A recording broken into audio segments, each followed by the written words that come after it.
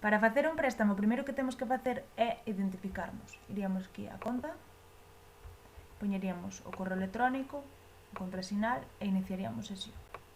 Unha vez feito eso, salnos esta páxina e xa estaríamos identificados. Se vos fixades, aquí os libros están por categorías e nós aquí tamén podemos poñer un título ou un autor para que nos busque algún libro.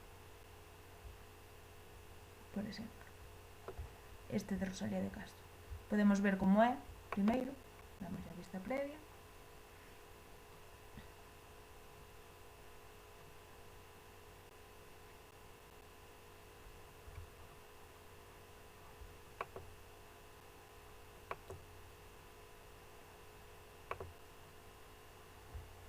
Salen as primeiras páxinas e cerraríamos. Se nos interesa, daríamos a prestar.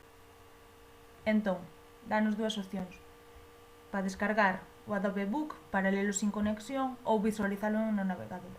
Nos agora só temos en prestado e xa nos pon hasta que día está. Seguimos aquí a conta e imos a préstamos en línea, sálenos o libro que temos en prestado.